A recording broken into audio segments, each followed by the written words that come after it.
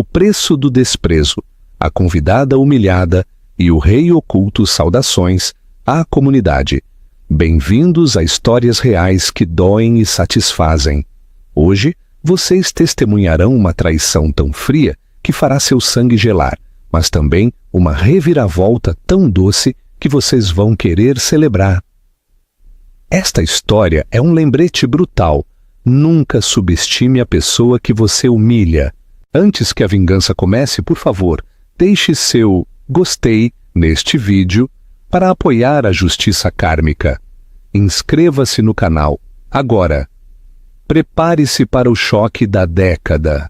O champanhe corria, os diamantes brilhavam e a risada era ensurdecedora até que se fez um silêncio sepulcral. Todos nós já vimos casamentos tóxicos, mas o que Marcos Silveira fez com sua esposa grávida, Clara, na gala mais exclusiva do ano, supera a crueldade. Ele pensava que ela era apenas uma garota pobre, sem conexões, e que seu silêncio era fraqueza. Ele estava errado. A humilhação pública foi a sentença dele. Porque quando as portas se abriram e o homem mais temido do mundo dos negócios entrou, ele não caminhou em direção ao anfitrião multimilionário. Ele caminhou diretamente para a mulher que chorava no canto. A queda do Silveira está prestes a começar. A execução pública. O ar dentro da extensa mansão da família Silveira, no Jardim Europa, em São Paulo, cheirava a lírios caros e dinheiro antigo. Era o 60º aniversário de Dona Victória Silveira, a matriarca do Império Silveira Logística, e o tema era Ouro e Glória. Cada convidado tinha um patrimônio líquido que poderia comprar uma ilha pequena no Caribe. Homens em ternos italianos bebiam uísque envelhecido discutindo fusões. Mulheres em vestidos de alta costura, que custavam mais do que um carro de luxo, julgavam a todos. E então estava Clara com 7 meses de gravidez. Clara se sentia menos como uma esposa e mais como um móvel inconveniente. Seus pés estavam inchados, latejando dentro de saltos, que ela só usava porque Marcos insistia que sapatos baixos eram para plebeus. Ela usava um vestido de gestante azul claro que havia costurado ela mesma. Era elegante, modesto e feito com amor, mas nesta sala de Versace e Dior parecia feito em casa. Ela estava perto da mesa de buffet, bebendo água com gás, tentando captar o olhar do marido do outro lado da sala. Marcos Silveira era bonito, com aquela beleza afiada e predatória. Ele tinha 32 anos, era o CEO da Silveira Logística e o queridinho de sua mãe. Ele estava ao lado da lareira, rindo alto de uma piada feita por um deputado. Clara o observou, sua mão descansando instintivamente sobre a barriga. Ela não falava com ele há 3 horas, desde que entraram no carro, onde ele olhou para o vestido dela e suspirou. Você realmente vai usar isso? Mamãe vai fazer um escândalo.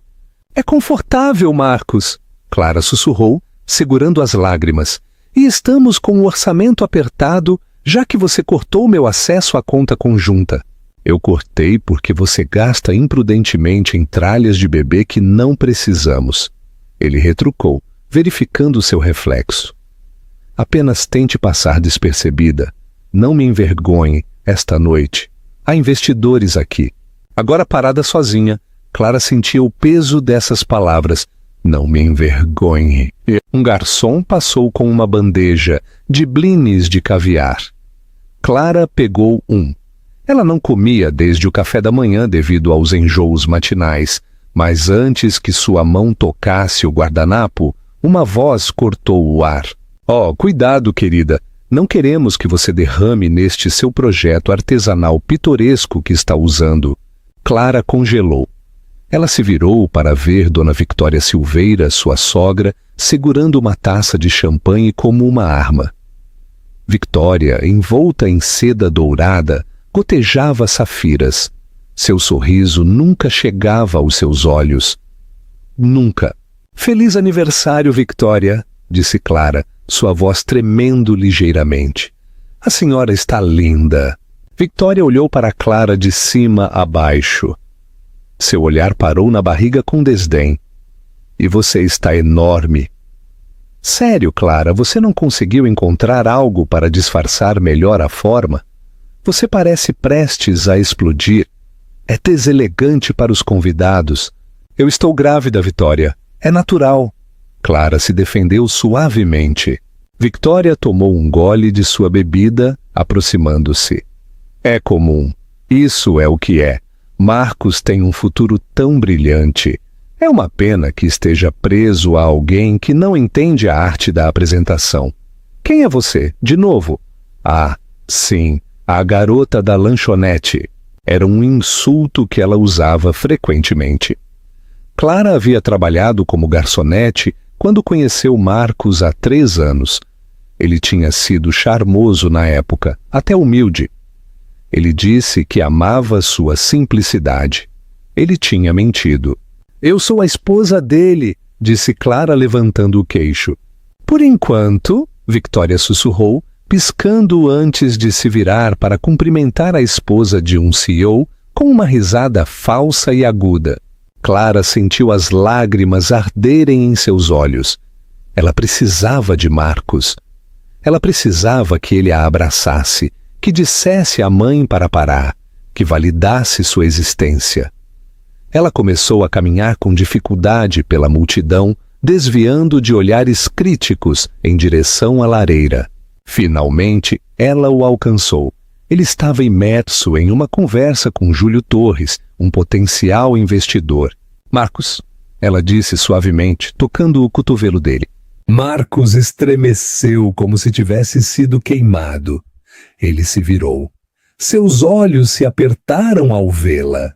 A irritação foi instantânea. Qual é o problema, Clara? Eu estou ocupado. Eu só preciso sentar um pouco. Ela sussurrou. Minhas costas estão doendo muito. E sua mãe acabou de... Marcos a interrompeu, sua voz subindo o suficiente para o círculo ao redor ouvir. Clara, honestamente, você não consegue se controlar por 2 horas? Isso é uma função de negócios. Eu não tenho tempo para massagear seus pés. Júlio Torres riu sem jeito. Hormônios da gravidez, hein, Marcos? Marcos forçou uma risada. Você não faz ideia, Júlio. É uma reclamação sem fim. Olha, Clara, vá encontrar uma cadeira nos fundos ou algo assim. Pare de ficar por perto. Você está distraindo os convidados. Ele lhe deu as costas, assim dispensada como uma empregada. Clara ficou ali, seu rosto em chamas. Ela podia sentir os olhos da elite cravados nela. Ela não era mais apenas invisível. Ela era um incômodo. Ela se virou para sair, para encontrar um canto escuro para chorar. Mas o pior estava por vir. 1 hora depois a música parou. Era a hora dos brindes e da entrega de presentes. Este era o ponto alto das festas Silveira, uma exibição grotesca de riqueza onde as pessoas competiam para ver quem daria à vitória o item mais caro. Clara havia se sentado na extremidade oposta da longa mesa de jantar, perto das portas da cozinha. Ela esperava permanecer escondida, mas Victoria havia insistido que todos se reunissem para o espetáculo. A minha maravilhosa mãe, anunciou Marcos parado na cabeceira da sala com um microfone, que construiu esta família do zero. Os aplausos ecoaram na sala. Para o seu 60º aniversário, eu queria dar-lhe algo que representasse o tempo. Marcos fez um sinal para um mordomo. Uma caixa de veludo foi trazida. Marcos a abriu para revelar um relógio Patek Philippe Vintage, cravejado de diamantes. Avaliado em R$1 milhão, a sala ofegou. Victoria fingiu choque, agarrando o peito. Oh, Marcos, é a perfeição! Um por um, os convidados apresentaram seus presentes. Uma bolsa de grife do prefeito, um cavalo puro sangue do CEO de uma empresa rival. A pilha de luxo cresceu. Então Victoria pegou o microfone. Seus olhos escanearam a sala, pousando maliciosamente em Clara, na mesa dos fundos. Acho que todos apresentaram uma prova de seu afeto, Victoria ronronou. Exceto minha nora. Clara, você trouxe algo, querida? Ou esqueceu em meio a tanto descanso? A sala ficou em silêncio. Todas as cabeças se viraram para Clara. O coração de Clara bateu forte contra suas costelas. Ela se levantou lentamente, as mãos tremendo. Ela enfiou a mão na bolsa e puxou um pacote pequeno e plano, embrulhado em papel pardo. Não era ostentoso. Não brilhava. Eu fiz algo, disse Clara, sua voz mal um sussurro. Fale mais alto, querida, Victoria gritou. Não podemos ouvi-la por cima do som da mediocridade. Risos dispersos irromperam. Marcos cobriu o rosto com uma das mãos, balançando a cabeça. Clara caminhou para a frente, a longa caminhada da vergonha, e colocou o pacote sobre a mesa ao lado do relógio de diamantes. Parecia patético em comparação. Victoria pegou-o com 2 dedos como se estivesse contaminado. Ela rasgou o papel. Dentro havia um álbum de fotos encadernado em couro. Um álbum? Perguntou Victoria, levantando uma sobrancelha. É uma coleção de fotos de quando Marcos era bebê. Clara explicou, sua voz ganhando um pouco de força. Passei meses rastreando os negativos dos seus antigos vizinhos, restaurando-os. Eu sei que você perdeu todas as suas fotos de família na enchente de 98. Eu pensei que você gostaria de recuperar essas memórias. Era um presente atencioso e profundamente sentimental. Levou centenas de horas de Clara e o último de suas economias para pagar um especialista em restauração. Victoria folheou 2 páginas. Ela olhou para uma foto de si mesma, em um casaco desgastado segurando um Marcos bebê, e zombou. Memórias? Você desenterrou fotos de quando éramos pobres? Você trouxe este lixo para minha casa para lembrar a todos que começamos do nada? Não, eu pensei. Pensou o quê? Retrucou Marcos, intervindo. Ele arrebatou o álbum das mãos da mãe. Ele olhou para ele, vendo seu próprio rosto de criança pobre. Ele olhou para os convidados de elite que o observavam. Ele sentiu a vergonha de seu passado, borbulhando. Em vez de defender o esforço da esposa, ele escolheu seu ego. Isso é embaraçoso, Clara. Marcos sibilou no microfone, talvez esquecendo que ele estava ligado. Você traz um álbum de 50 aires para uma festa de R$1 milhão? Você está tentando nos humilhar? Marcos, eu os restaurei. Clara implorou, as lágrimas escorrendo. É a sua história. É lixo! Gritou Marcos. Com um movimento violento, Marcos jogou o álbum. Ele não pousou na mesa. Ele deslizou pelo chão polido, parando perto da lata de lixo. Vá embora, disse Marcos apontando para a porta. Vá para casa. Você já causou danos suficientes por uma noite. Pegue seu vestido barato e seu sentimentalismo barato e saia da minha frente. A sala estava mortalmente silenciosa. Ninguém se moveu. Ninguém defendeu a mulher grávida, parada sozinha no centro da sala, com as lágrimas escorrendo pelo rosto. Clara olhou para Marcos. Ela realmente olhou para ele. Ela viu a crueldade em seus olhos, a fraqueza em sua alma. Você vai se arrepender disso, Marcos, ela sussurrou. A única coisa de que me arrependo, ele zombou, é de ter casado com uma Zé Ninguém. Clara se virou. Ela não correu. Ela caminhou, de cabeça erguida, apesar da dor, em direção às portas duplas. Assim que sua mão tocou a maçaneta de latão para sair, as portas se abriram por fora. 2 homens grandes, em ternos táticos pretos, entraram, usando fones de ouvido. Eles escanearam a sala. A atmosfera mudou instantaneamente. Então, uma terceira figura entrou. Era um homem mais velho, talvez com 65 anos, com cabelos prateados e uma barba que parecia esculpida em granito. Ele usava um terno que sussurrava um poder muito além de qualquer um naquela sala. Ele não parecia um CEO, ele parecia um rei. Era Arthur Montes. A sala ofegou coletivamente. Arthur Montes era o titã da indústria. Ele era dono da Montes Global, o conglomerado que atualmente buscava adquirir ou destruir empresas como a Silveira Logística. Ele era um mito, um fantasma, um homem que comia bilionários no café da manhã. O queixo de Marcos caiu. Senhor Montes, não sabíamos que o senhor viria. É uma honra. Por favor, entre. Marcos correu para a frente, passando por cima do álbum de fotos que sua esposa havia feito, empurrando Clara para chegar ao bilionário. Arthur Montes nem sequer olhou para Marcos. Seus olhos frios, cor de cinza-aço, estavam fixos em uma pessoa. Ele caminhou bem ao lado da mão estendida de Marcos. Ele caminhou para além de uma Victoria atordoada. Ele parou na frente de Clara. A sala prendeu a respiração. Por que o titã da indústria estava parado na frente da Zé Ninguém grávida e chorando? O rosto de Arthur Montes, conhecido por ser de pedra, suavizou. Uma única lágrima escapou de seu olho. Ele estendeu a mão e gentilmente segurou o rosto de Clara. Me desculpe o atraso, Clara, ele disse usando o nome de nascimento dela, sua voz ecoando no salão silencioso. O papai chegou. Marcos congelou. A cor sumiu do rosto de Victoria. Clara olhou para o homem mais poderoso do mundo e soluçou. Me leva para casa, pai.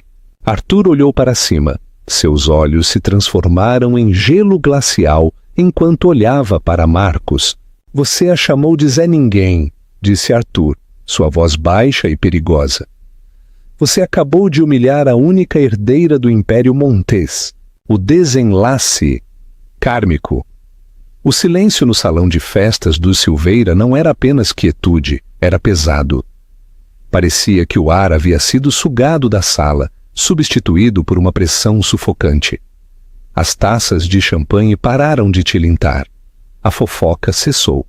O único som era o ofegar alto de Dona Vitória Silveira, que parecia ter engolido um pedaço de vidro. Marcos estava congelado, sua mão ainda meio levantada em um patético gesto de saudação que havia sido ignorado. Ele olhou da figura imponente de Arthur Montes para sua esposa, Clara, que chorava no rosto do bilionário. Pai, Marcos gaguejou, sua voz falhando. Clara, o quê? O que está acontecendo? Você me disse que seu pai era um mecânico aposentado em Porto Alegre. Arthur Montes não soltou a filha. Ele virou a cabeça lentamente, fixando Marcos com um olhar que poderia tirar a tinta de uma parede. Ela te disse isso, Arthur trovejava, porque queria saber se você a amava, ou se você apenas amava o talão de cheques anexado ao nome dela. Tivemos uma aposta, Clara e eu. Eu disse a ela que os homens neste círculo são víboras. Ela me disse que eu estava errado. Ela disse que conheceu um homem que amava sua simplicidade. Arthur fez uma pausa, olhando para o vestido de gestante barato que Clara usava, aquele que Victoria havia ridicularizado momentos antes. Parece, disse Arthur, sua voz caindo em um sussurro aterrorizante, que eu ganhei a aposta. Dona Victoria, sempre a oportunista, tentou salvar o navio que afundava. Ela avançou. Seu rosto se reorganizou em uma máscara de pânico e cortesia. Senhor Montes, ela começou, sua voz trêmula. Certamente isso é um mal-entendido. Uma piada. Clara nunca mencionou. Nós a tratamos como família. Estávamos apenas nos divertindo um pouco. O senhor sabe como é a dinâmica familiar. Chega! Arthur ordenou. Ele não precisou gritar. A única palavra atingiu Victoria como um golpe físico. Arthur se afastou suavemente de Clara, mantendo um braço protetor em torno de seus ombros. Ele caminhou lenta e deliberadamente em direção à lata de lixo onde o álbum de fotos estava. O titã da indústria se inclinou. Ele recuperou o pacote de papel pardo. Ele o limpou com seu próprio lenço.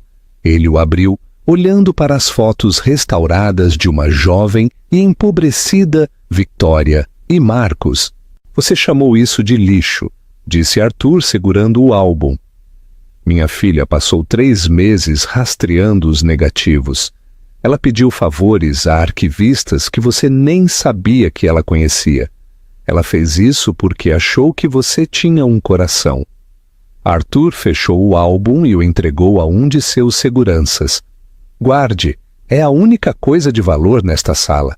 Marcos finalmente encontrou sua voz, o pânico se instalando. Clara, meu amor, por favor, diga a ele que nos amamos. Eu estava apenas estressado. Os investidores, a festa. Você sabe como eu fico. Eu não quis jogar fora. Eu juro. Ele deu um passo em direção a ela. Fique longe. O grito não veio de Arthur. Veio de Clara. Ela se virou para encarar o marido. Seus olhos, geralmente tão quentes e tolerantes, estavam vermelhos e opacos. A humilhação dos últimos 3 anos, culminando com a execução pública de sua dignidade esta noite, finalmente havia quebrado algo dentro dela, ou talvez tivesse construído algo novo. Você não quis dizer isso? Perguntou Clara, sua voz trêmula, mas audível. Marcos, você me disse que eu estava te envergonhando porque estava grávida. Você disse que meu vestido era barato. Você deixou sua mãe me chamar de Zé Ninguém. Você não apenas jogou um presente fora, Marcos. Você me jogou fora. Eu posso consertar, implorou Marcos, suando profusamente agora. Clara, você está carregando meu filho. Nosso filho, somos uma família. Arthur se colocou entre Clara e Marcos, bloqueando a visão de Marcos. Vocês não são família. Você é um erro. Um erro que estamos corrigindo esta noite. Arthur sinalizou para sua equipe de segurança. Acompanhem a senhora Montes. Desculpe a senhorita Montes. Até o carro. Com cuidado. Enquanto os seguranças se moviam para flanquear Clara, o estresse da noite finalmente cobrou seu preço físico. Clara ofegou, agarrando o abdômen. Seu rosto ficou pálido. Papai, ela gemeu, seu joelho cedendo. Eu estou com dor.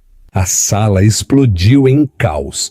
Arthur a pegou antes que ela caísse no chão, sua compostura se estilhaçando em puro pânico paternal. Clara, traga um médico agora! Arthur rugiu. Marcos tentou correr para a frente. Clara!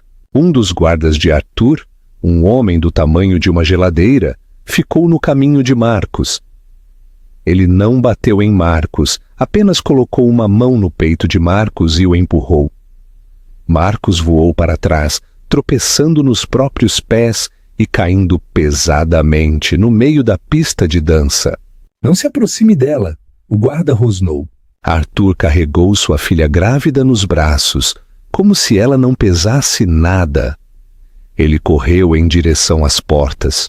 Os convidados se abriram como o mar vermelho.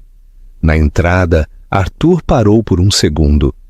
Ele não olhou para trás, mas sua voz chegou até a trêmula família Silveira.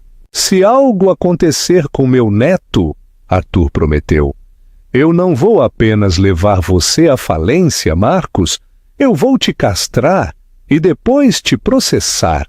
E então eles se foram.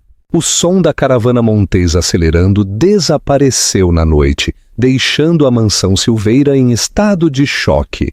Por 10 segundos ninguém se moveu. Então, o feitiço foi quebrado.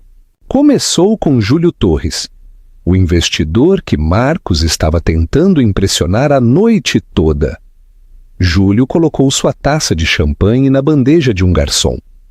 Ele pegou o telefone e discou um número. Cancele o contrato com a Silveira, Júlio disse em voz alta, sem se importar com quem estava ouvindo. Sim, imediatamente. O acordo de logística está morto e venda minhas posições vendidas nas ações deles. Elas vão despencar pela manhã. Marcos se levantou ajeitando seu terno bagunçado.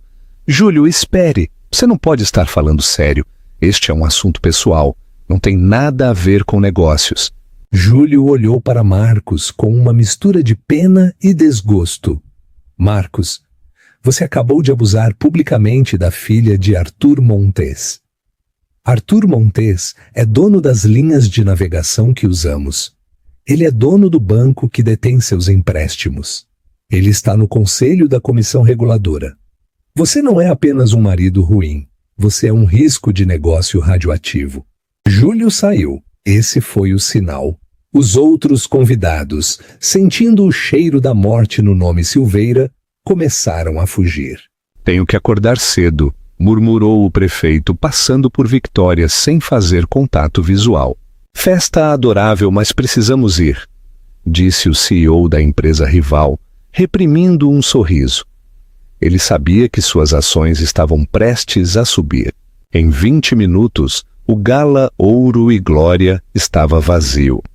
Os únicos que restavam eram Marcos, Vitória e a equipe de limpeza. Vitória desabou em um sofá de veludo. Desta vez, o medo era real. Idiota, ela sibilou para o filho. Você é um tolo absolutamente incompetente. Eu e você? Marcos chorou. Você é quem a chamou de Zé Ninguém, a garota da lanchonete, lembra? Eu estava protegendo nossa imagem. Como eu deveria saber que ela era uma Montes? Victória chiou. Por que uma herdeira bilionária agiria como uma caipira? Ela limpava os próprios pisos, Marcos. Ela cozinhava as próprias refeições. Ela era humilde, Marcos gritou, percebendo o que havia perdido. Ela era tudo o que não somos, e nós a odiamos por isso. Ele pegou o telefone, sem serviço. O quê? Marcos franziu a testa. Ele verificou o Wi-Fi. Nada. O telefone fixo na mesa tocou. Foi um som áspero e dissonante no salão vazio. Victória encarou-o. Atenda. Marcos cambaleou e pegou o fone. Olá, senhor Silveira. Uma voz clara e profissional falou do outro lado. Eu sou Jaime Rocha, consultor jurídico da Montes Global. Ligo para informá-lo de que sua autorização de segurança na Silveira Logística foi revogada, pendente de uma investigação por desvio de fundos. Desvio de fundos? Marcos quase deixou o telefone cair. Eu sou o dono da empresa. Eu não desviei nada. Os auditores do Sr. Montes, que acabaram de adquirir uma participação majoritária em sua dívida com um banco há 10 minutos, parecem pensar que há discrepâncias. Seus ativos foram congelados, Sr. Silveira. Todos eles, incluindo suas contas pessoais e cartões corporativos. Além disso, o senhor está sendo notificado de uma ordem de restrição. Se o senhor se aproximar a menos de 500 metros de Claramontes ou do hospital, será preso. Tenha uma boa noite. A linha cortou. Marcos ficou parado, o fone pendurado na mão. As luzes do salão piscaram uma vez. Depois, 2 vezes. O que é? Perguntou Vitória, sua voz fraca. O que eles disseram? Eles congelaram as contas, mãe. Marcos sussurrou. Eles compraram nossa dívida. Antes que Victória pudesse gritar, as luzes se apagaram completamente. A mansão inteira mergulhou na escuridão. Eles cortaram a eletricidade, disse Marcos, sua voz sem emoção. Temos que consertar isso, disse Victória, sua voz subindo em pânico na escuridão. Ela te amava, Marcos. Ela era obcecada por você. Mulheres assim perdoam. Você só precisa alcançá-la. Lembre-a do bebê. Use o bebê, Marcos. Marcos olhou para a mãe nas sombras. Pela primeira vez ele a viu não como a matriarca de um império, mas como uma velha desesperada e cruel que o havia levado a um penhasco. Eu não consigo alcançá-la, disse Marcos, mas eu sei quem consegue. Quem? A melhor amiga dela, disse Marcos. A Soraya, aquela que não convidamos porque você disse que ela parecia muito popular. Soraya é a única pessoa que a Clara escuta. Ligue para ela, Victoria insistiu. Eu não posso, disse Marcos olhando para seu telefone morto. Eu tenho que ir de carro para a cidade. Eu tenho que implorar a ajuda de uma garçonete. Marcos pegou as chaves do carro e saiu correndo da mansão. Pergunta interativa e CTAs de suspense. Clara está em perigo de parto prematuro. Marcos vai implorar à amiga popular de Clara, Soraya, que o ajude. Você acha que Soraya o ajudará pelo bem de Clara e do bebê? Ou o enviará diretamente para as garras de Arthur Montes? Conte-nos sua previsão agora mesmo nos comentários. Não se esqueça de curtir e compartilhar esta agonia com seus amigos. A emboscada. A corrida para o Hospital Santa Cruz foi um borrão de luzes vermelhas e mudanças de faixa imprudentes. A mente de Marcos corria, construindo uma narrativa que o salvaria. Ele diria a Clara que teve um ataque de pânico. Ele diria que o estresse da empresa o havia quebrado. Ele culparia a mãe.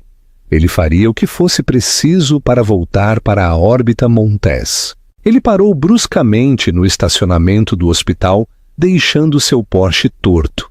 Ele correu para a entrada da emergência, mas uma parede de policiais uniformizados e seguranças privados bloqueava as portas.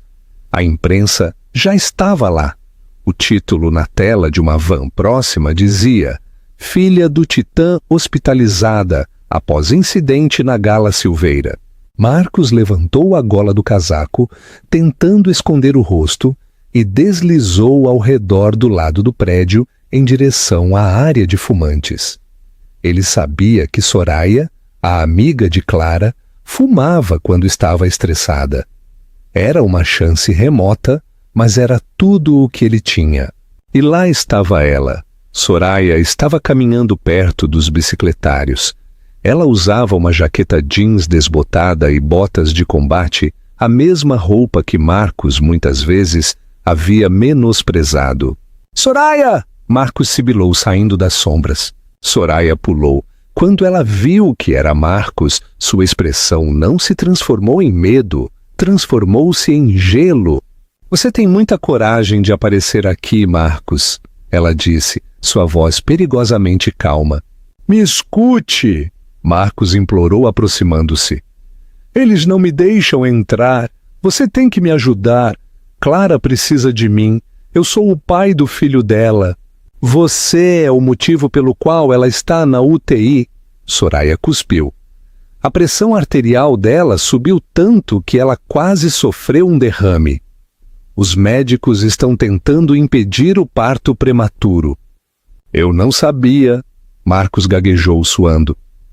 Olha, Soraya, eu sei que você não gosta de mim. Eu sei que você acha que eu sou snob, mas eu posso fazer valer a pena. Eu ainda tenho ativos. Eu posso te fazer um cheque. Apenas me deixe entrar naquele quarto. Deixe-me falar com ela por 5 minutos. Se ela me vir, ela vai se acalmar. Ela me ama. Soraya olhou para ele inclinando a cabeça. Um sorriso estranho apareceu em seus lábios. Você acha que pode me comprar, Marcos? Todo mundo tem um preço, disse Marcos desesperado. Qual é o seu? 10 mil? 20? Soraya riu. Não foi uma risada feliz. Você realmente não tem ideia de com quem tem lidado o tempo todo, tem? O que você está falando? Você serve café para viver. Soraya enfiou a mão na jaqueta jeans e puxou um distintivo. Não era um distintivo de hospital. Era um crachá de autorização de segurança para a Divisão de Inteligência Global Montes. Eu não sirvo café, Marcos, disse Soraya, sua voz baixando um tom, perdendo a inflexão de garota da vizinhança que ela usava há 3 anos. Eu sou a chefe de proteção executiva para a família Montes. Eu fui designada para Clara desde o dia em que ela saiu de casa para se encontrar. Cada vez que você a insultou, cada vez que você a fez chorar, eu estava lá, assistindo, gravando. Marcos deu um passo para trás, o sangue gelado. Você é uma espiã? Eu sou uma guarda-costas, corrigiu Soraya. E a única razão pela qual você ainda tem seus dentes neste momento é porque Clara me fez prometer não machucá-lo, a menos que fosse fisicamente necessário. Mas essa promessa expirou no momento em que você colocou o herdeiro em perigo. Marcos se virou para correr, mas 2 homens saíram de trás da sebe. Eram os mesmos homens do SUV preto que o seguiu. O senhor Montes quer conversar, disse Soraya, guardando o distintivo. E ao contrário da festa, esta não é uma visita social. Os homens agarraram Marcos pelos braços. Ele foi arrastado por uma entrada de serviço lateral, por um longo corredor estéril e jogado em uma sala de espera que havia sido liberada de todos os outros pacientes.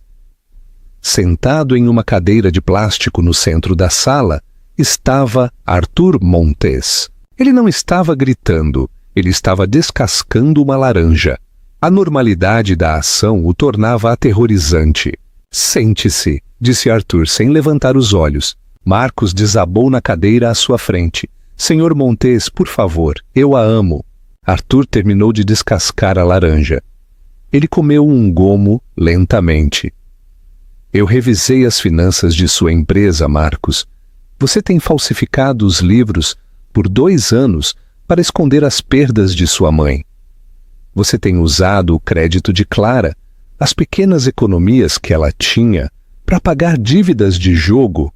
Isso é amor. Você ia esgotá-la e descartá-la.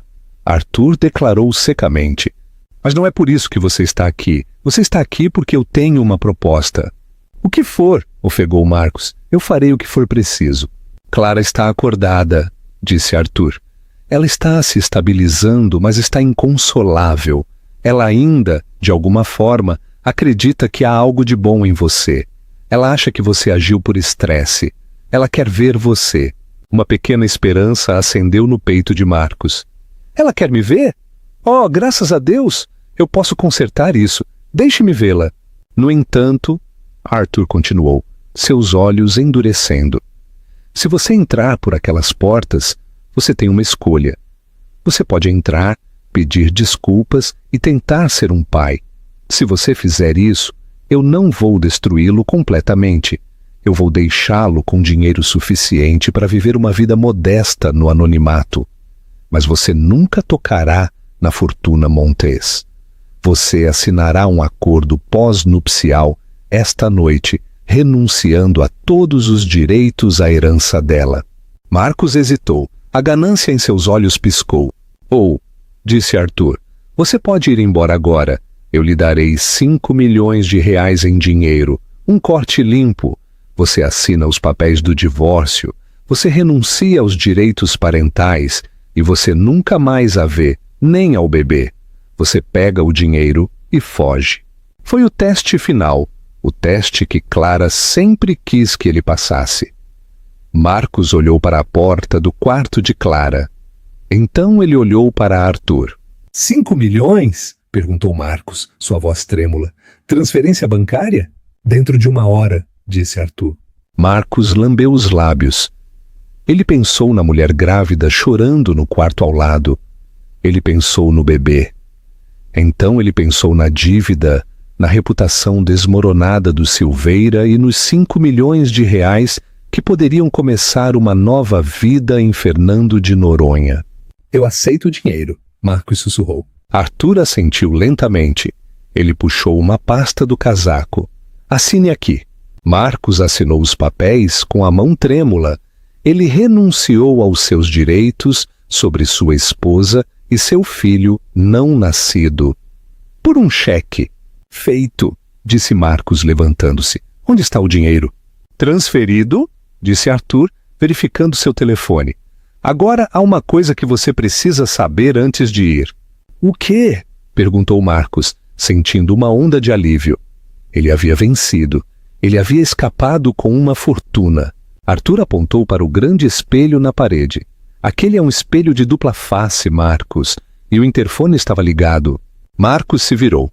Atrás do vidro, deitada em uma cama de hospital, Clara o observava. Ela não estava mais chorando. As lágrimas haviam parado. Seu rosto era uma máscara de pura e não adulterada percepção. Ela tinha ouvido cada palavra. Ela tinha ouvido como ele precificou ela e seu filho em 5 milhões de reais. Ela precisava ver, disse Arthur, levantando-se.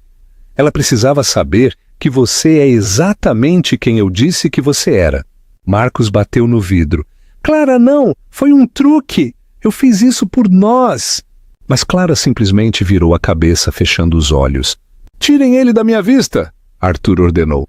Marcos cambaleou para fora do hospital, agarrado ao cheque em seu aplicativo bancário digital, como um salva-vidas. Ele fez check-in em um hotel de luxo no centro da cidade, pedindo uma garrafa de conhaque. Ele planejava voar para a Suíça pela manhã. Ele ligou a TV em seu quarto de hotel. Notícias de última hora apareceram na tela. Marcos congelou. O vídeo que estava sendo reproduzido estava tremido. Ele havia sido filmado com um celular por um dos garçons da gala, mas o áudio era cristalino. Ele mostrava Marcos jogando o álbum de fotos fora. É lixo, vá embora. Você já causou danos suficientes por uma noite. O clipe cortou para Arthur Montes entrando na sala. Você acabou de humilhar a única herdeira do Império Montes. A voz do apresentador de notícias voltou. Este vídeo, vazado há apenas 1 hora, já acumulou 20 milhões de visualizações. O homem no vídeo, Marcos Silveira, CEO da Silveira Logística, está atualmente sob investigação por desvio de fundos, mas a internet já emitiu seu veredito. Marcos agarrou seu telefone. Suas notificações de redes sociais estavam explodindo. Milhares de comentários por segundo. Monstro. Como ele pôde tratar uma grávida assim? Boicote à Silveira Logística. Então, uma nova notificação apareceu. Era um e-mail do banco. Assunto: aviso de congelamento de conta. O quê? Marcos gritou. Arthur disse que transferiu. Ele fez login em sua conta. Os 5 milhões estavam lá, mas a conta estava bloqueada. Ele ligou para o banco. Senhor Silveira, disse o gerente soando apavorado. Recebemos uma ordem judicial federal. Todos os fundos associados ao nome Silveira foram congelados como prova na investigação de desvio de fundos. Os 5 milhões de reais que o senhor acabou de receber foram sinalizados como produto de um acordo ilícito e apreendidos pelo Ministério da Justiça. Isso foi um presente, Marcos gritou. Arthur Montes me deu! O senhor Montes alertou as autoridades de que o senhor aceitou um suborno para fugir da jurisdição, disse o gerente. Ele cooperou totalmente com a investigação. Marcos deixou o telefone cair. Ele havia sido manipulado. Arthur não apenas o testou, ele o encurralou. Ao aceitar o dinheiro para deixar sua família, Marcos havia admitido uma falha de caráter que Arthur usou legalmente como uma arma. O dinheiro foi à isca e Marcos havia mordido. Bateram na porta do hotel. Marcos olhou pelo olho mágico. Não era serviço de quarto. Era a polícia. Marcos Silveira! Uma voz ecoou. Abra! Temos um mandado de prisão por acusações de fraude, desvio de fundos e abandono conjugal. Marcos recuou em direção à varanda. Ele olhou para as luzes da cidade. Ontem ele havia sido um rei. Agora ele não tinha nada. Ele abriu a porta. Enquanto as algemas se fechavam em seus pulsos, a policial, uma jovem que se parecia vagamente com Clara, inclinou-se. Minha irmã viu aquele vídeo. A policial sussurrou com desgosto. O senhor vai ter um tempo difícil na prisão, senhor Silveira. Enquanto levavam Marcos algemado, os paparazzi esperavam. Os flashes eram cegantes. Marcos, você realmente vendeu seu filho por 5 milhões? E então ele a viu. Parada ao lado de uma limusine preta, estacionada do outro lado da rua, estava Dona Victória Silveira, sua mãe. Ela não estava algemada. Ela segurava um comunicado de imprensa. Ela olhou para Marcos enquanto ele era empurrado para o carro da polícia. Ela não acenou. Ela se virou para os microfones. Estou devastada pelas ações do meu filho, Victória disse às câmeras, jogando-o debaixo do ônibus para salvar a própria pele. E eu não tinha ideia de sua crueldade ou de seus crimes financeiros. Estou renunciando como presidente do conselho e estou cooperando totalmente com a família Montes para garantir que a justiça seja feita. O carro foi embora. O fechamento, 5 anos depois. O sol da manhã atingiu a fachada de vidro da Torre Montes, na Avenida Paulista, transformando o prédio em um pilar de fogo. No andar de cima, em um escritório de canto, Clara Montes ajeitava o punho de seu blazer de seda. Ela não era mais a mulher tímida no vestido de gestante mal ajustado. Aos 29 anos, Clara era a CEO da Fundação Montes, um braço filantrópico multimilionário que financiava hospitais infantis e assistência jurídica para mulheres carentes. Ela usava um tailleur creme feito sob medida, que custava mais do que o carro de Marcos Silveira havia valido. Seu cabelo estava cortado em um bob elegante e sua postura era de aço. Senhorita Montes, Clara se virou. Soraya, ainda sua chefe de segurança, mas agora também sua confidente mais próxima e madrinha de seu filho, estava na porta. O carro está pronto, Clara, e ele está na agenda para as 10 horas. Você tem certeza de que quer fazer isso? Você não deve nada a ele, nem mesmo um adeus. Clara olhou para a foto emoldurada em sua mesa.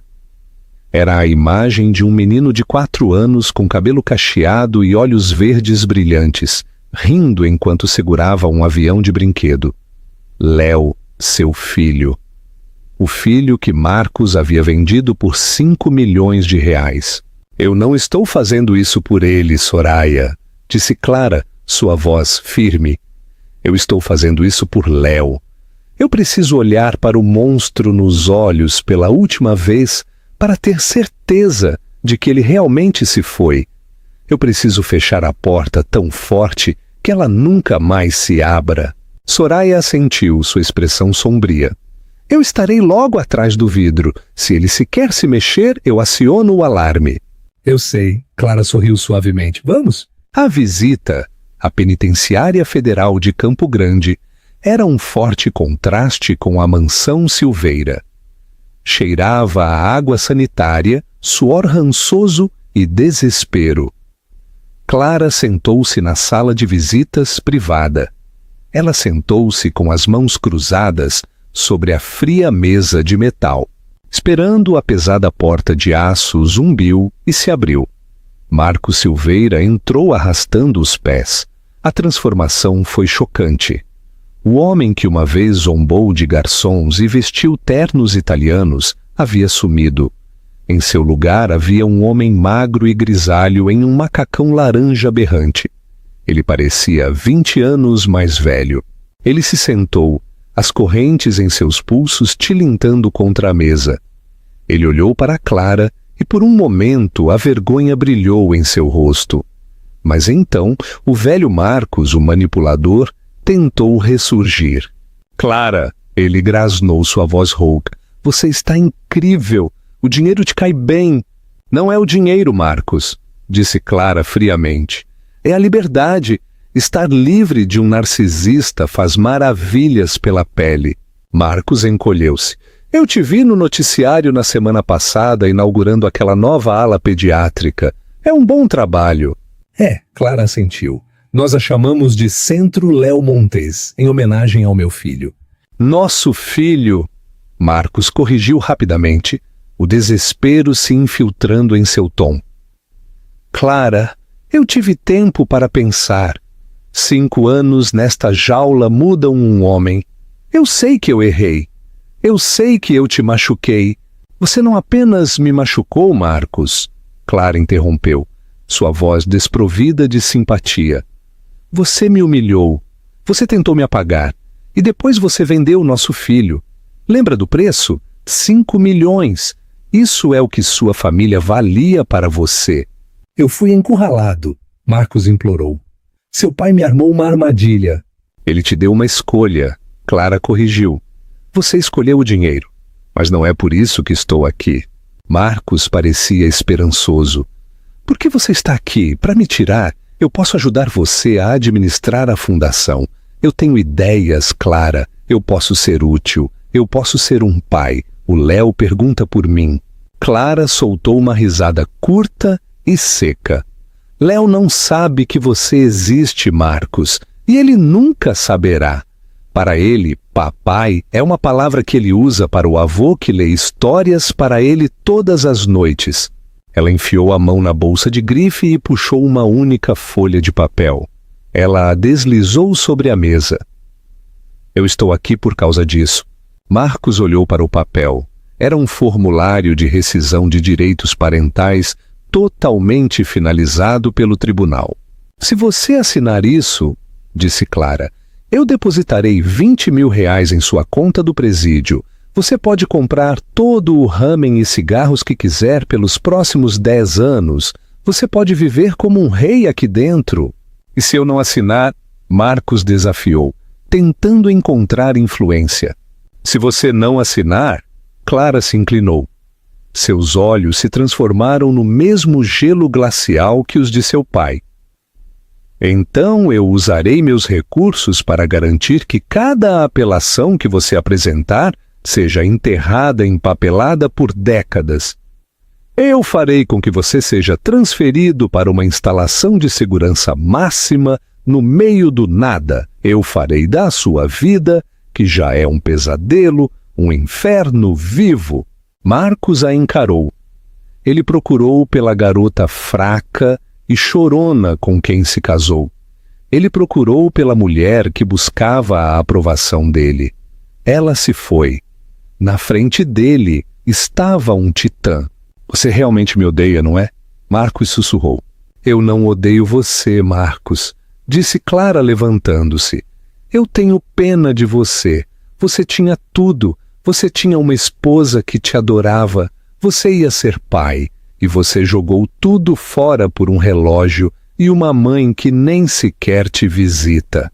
A menção de sua mãe o quebrou. Dona Victória Silveira não o havia visitado uma única vez. Ela se mudou para o interior de São Paulo e estava vivendo de uma pequena pensão, recusando-se a reconhecer que tinha um filho na prisão. Marcos olhou para o papel. Ele olhou para a mulher que agora estava fora de seu alcance em todos os universos. Com a mão trêmula, ele pegou a caneta. Ele assinou seu nome. Adeus, Marcos, disse Clara pegando o papel. Clara, espere! Ele gritou enquanto ela se virava para a porta. Você já pensa nos bons momentos antes do dinheiro? Clara parou na porta. Ela olhou por cima do ombro. Não, ela disse, porque eu percebi que eles nunca foram bons. Foi apenas a calmaria antes de você me mostrar quem você realmente era. O buzzer soou. Clara saiu. Marcos Silveira sentou-se sozinho na sala de metal, chorando em suas mangas laranjas. O mau encontro nos degraus. Clara saiu da prisão para o ar fresco. Soraya a esperava ao lado da limusine. Mas antes que Clara pudesse entrar, uma figura saiu do banco do ponto de ônibus perto do estacionamento. Era uma senhora idosa. Ela usava um casaco manchado e uma sacola de supermercado de plástico. Seu rosto estava enrugado, seu cabelo grisalho e desalinhado. Levou um momento para Clara reconhecê-la. Dona Vitória Silveira. Ela tinha vindo visitar aparentemente, mas perdeu a coragem no último minuto. Ou talvez estivesse apenas à espreita, esperando por uma esmola. Victoria viu Clara. Seus olhos se arregalaram. Ela notou a limusine, a segurança, a luminosidade de sua ex-nora. Clara! Victoria grasnou avançando. Clara, querida! Soraya imediatamente se colocou entre elas. Para trás! Não, Soraya, está tudo bem, disse Clara. Ela olhou para a mulher que uma vez a fez se sentir como sujeira no sapato. Clara, disse Victoria, forçando um sorriso trêmulo. Oh, veja o sucesso que você está fazendo. Eu sempre soube que você tinha isso em você. Não, a senhora não sabia, Victoria, disse Clara calmamente. A senhora me chamou de caipira, zombou da minha gravidez. Eu fui uma tola! Victoria chorou, torcendo as mãos. Fui enganada por Marcos. Ele era uma má influência. Mas família é família, não é?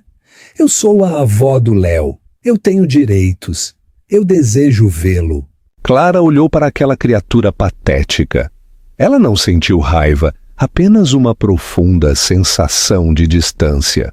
Você não é família, Victoria, disse Clara. Família são as pessoas que te seguram quando você cai, não as que te empurram.